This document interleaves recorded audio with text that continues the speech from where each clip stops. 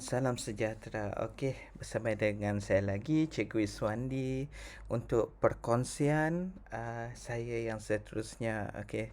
Uh, jadi untuk perkongsian kali ini, beberapa orang guru daripada SMK Pusat bertanyakan kepada saya macam mana cara nak atasi masalah memori telefon yang semakin penuh kesan daripada PDBR.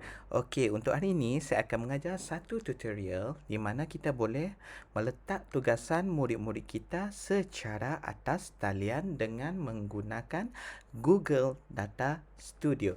Okey, ini adalah contoh Google Data Studio yang dah saya buatlah untuk kelas saya.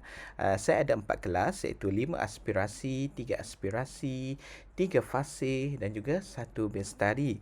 Okey, saya mengajar subjek biologi dan juga sains kan. Okey, jadi tengok contoh yang ni. Pada Jun 28, 2021, Saza Liana binti Abbas Nawi dia ada hantar tugasan kepada saya iaitu tugasan berbentuk tutorial. Okey, kita tengok. Okey, jadi benda ini akan disimpan di dalam Google Drive cikgu-cikgu itu secara atas talian. Secara tidak langsung, ini boleh mengurangkan masalah memori telefon cikgu-cikgu yang semakin penuh. Dan di samping itu, dia dapat membantu rakan-rakan guru untuk menyusun. Kita boleh tengok pada tarikh-tarikh tertentu. Tarikh-tarikh tertentu penghantaran tugasan anak-anak murid kita. Lepas tu kita boleh lihat lagi dengan anak-anak murid kita. Dia by student. Contohnya kita tengok. Contohnya kita nak tengok ini Sazaliana. Kita tengok berapa kali dia dah hantar tugasan kita. Jadi kita boleh tengok. Tengok. Ini semua yang dia hantar. Okey, untuk kelas ini saya juga mengajar pendidikan jasmani. Okey. Jadi kita boleh tengoklah, kita boleh buat record PBD anak-anak murid kita dengan lebih tersusun, teratur, dan juga eviden ini kita boleh simpan secara atas talian.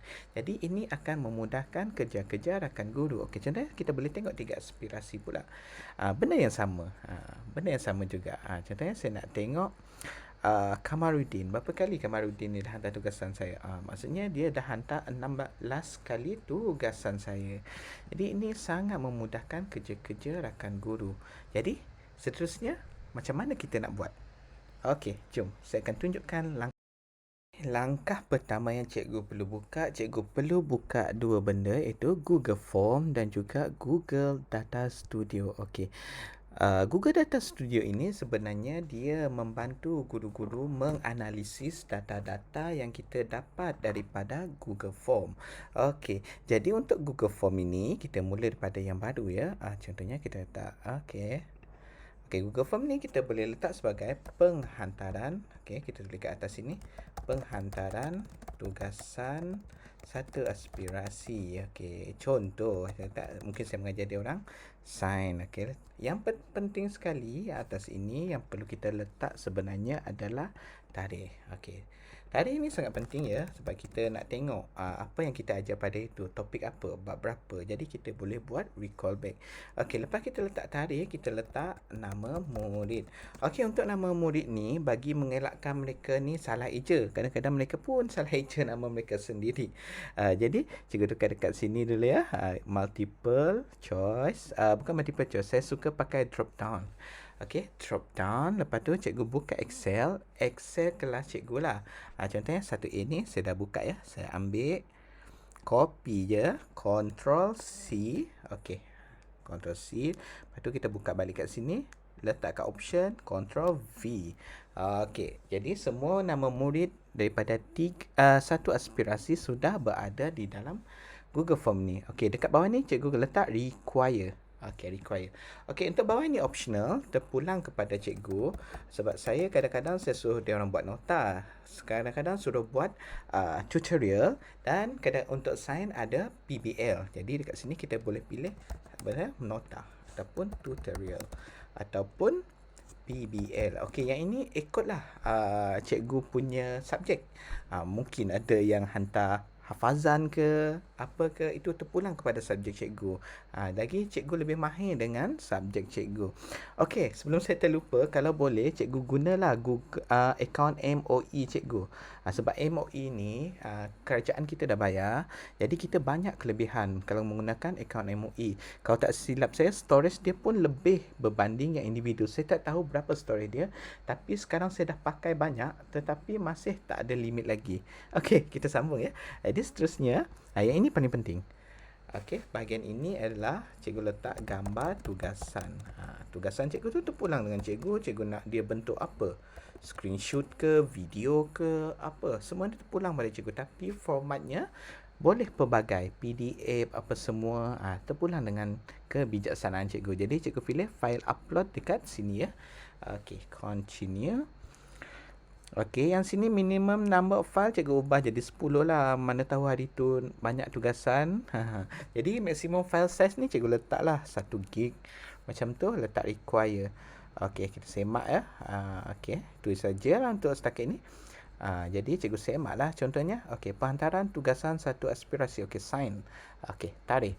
Okey, ada nama murid, tugasan dan gambar tugasan. Okey, jom. Yang penting dulu cikgu isi yang dummy dulu. Okey. Contact owner form. Saya ada benda yang saya salah isi kat sini. Okey. Saya cari dulu. Apa yang saya salah? Okey, yang ini. Cikgu change setting. Jangan collect email, jangan tukar restricted to MOE. Sebab pelajar kita dia kadang-kadang tak ingat pun dia punya email. Apa ni, kenapa tak menjadi pula ni? Change setting. Yang ni. Maximum size ni letak 10 gig. Okey. Biasanya saya suruh dia orang dapat edit lah, after submit terpulang dengan cikgu. Terpulang pada kebijaksanaan cikgu-cikgu lah. Okey. Dia akan keluar macam ni lah. Jadi kita isi dummy dulu ya. Contohnya tarikh hari ini 8 Ogos bulan 8 2021. Okey, nama saya ialah Hafiz Haikal bin Musa. Jadi contohnya hari tu dia hantar nota. Okey, letak add file. Ni dekat bahagian budak nantilah dia orang akan upload tugasan yang dia orang hantar. Letak je lah gambar apa. Ni kan dummy je. Okey, nanti maksudnya di sini selepas kelas cikgu habis, dia orang ambil gambar ke, buat video ke, semua tu pulang dengan cikgu. Tugas apa yang cikgu bagi hari tu. Kalau modul, ambil gambar modul dia orang buat. Tu pulang dengan cikgu. Cikgu lagi arif dengan subjek-subjek cikgu. Tu submit. Okey, dah ni. Lepas tu cikgu kembali ke Google Form cikgu tadi. Tengok dekat responses sini. Cikgu tekan, lepas tu tekan yang berwarna hijau ini. Create spreadsheet. Okey. Okey. Ini kita boleh tukar tugasan satu aspirasi. Create. Okey. Dia akan jadi dalam yang ini cikgu arif lah. Yang ini adalah bentuk Excel. Tetapi dekat atas sini kita panggil dia sebagai Google Sheet. Okey, dah selesai kat sini.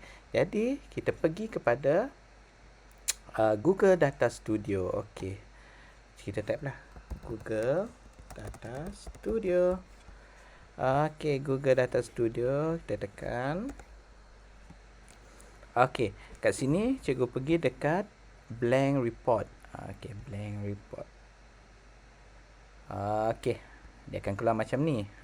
Dia akan keluar terus. Jadi dekat sini cikgu cari yang Google Sheet ni. Dah klik. Okey, dia automatik dia akan berada dekat atas sekali lagi. Tugasan satu aspirasi. Okey, tekan. Okey, use the first row as a header. Tick. Include hidden and filter cell. Okey, tick. Lepas tu cikgu tekan 8.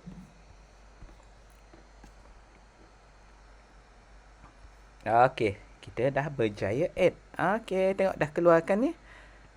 Hafiz Haikal bin Musa. Sebab dah isi tadi kan. Okey, yang penting cikgu klik tab ni. Ada cikgu nampak kat tepi ni. Okey, yang ini bahagian kolom sebelah ni cikgu susun dengan cara tarik.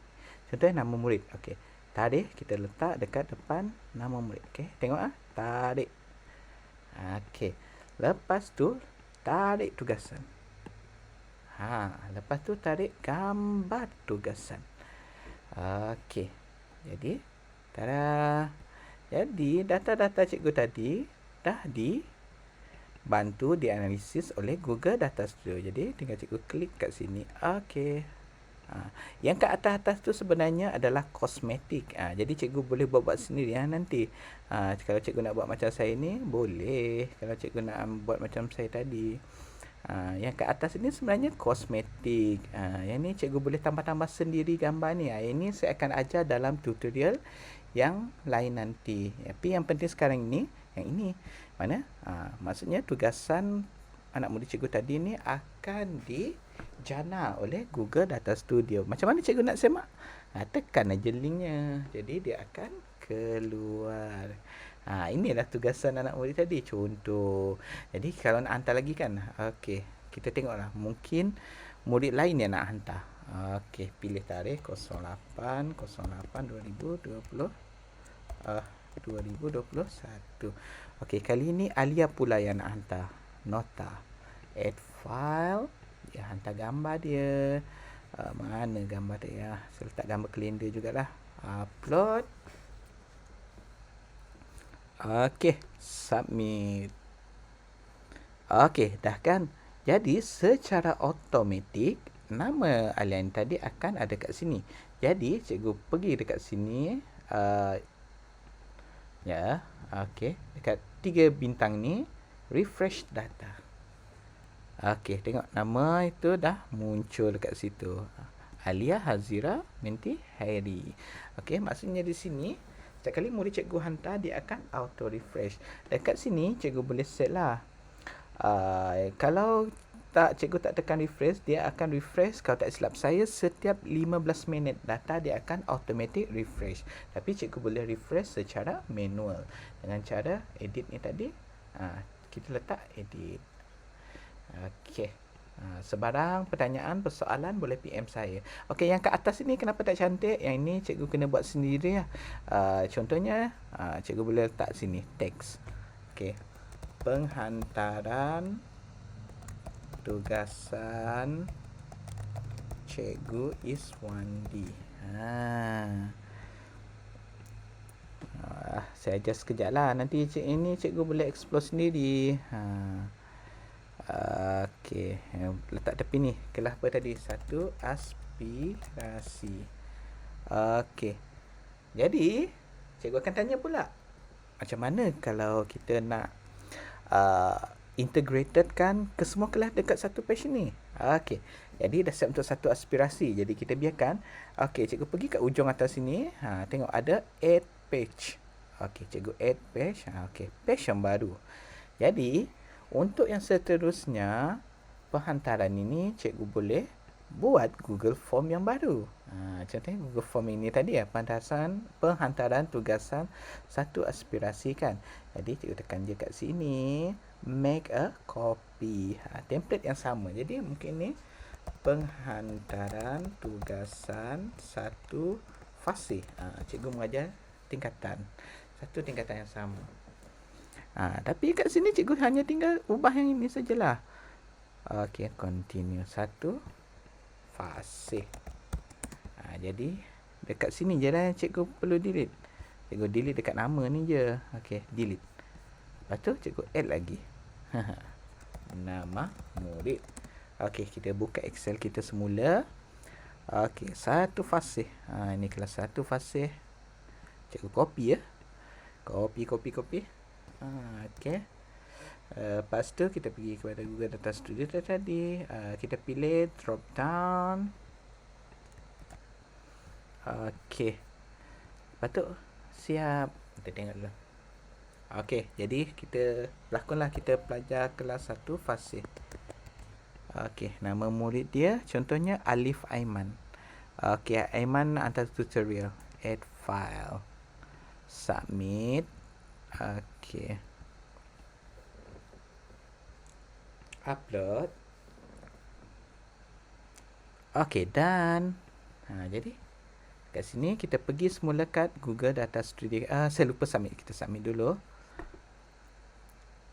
Okey, dah submit ya. Kita pergi ke Google Data Studio. Okey, ini adalah page yang kedua ya. Yang page pertama kita tadi. Yang ni. Ini kita boleh rename page ni ya. Rename. Okey. Satu aku kecil lah pula, aspirasi. Ini kita rename. Satu fasih. Okey. Jadi kita dah buat Google Form yang baru tadi ini ya.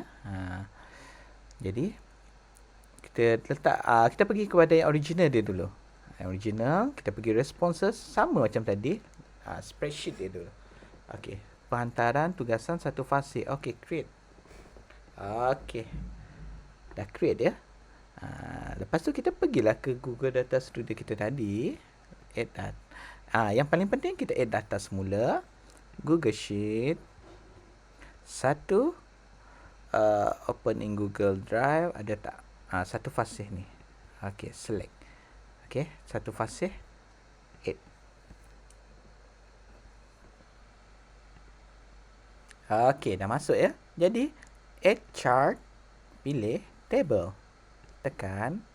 Okey, ulang langkah yang sama macam tadi. Okey, nama murid. Tarik, kita drag, letak atas. Sebelah nama murid. Lepas tu tugasan. Lepas tu letak gambar tugasan. Okey. Ini tadi ya. Double klik ya. Kita tarik dia dulu.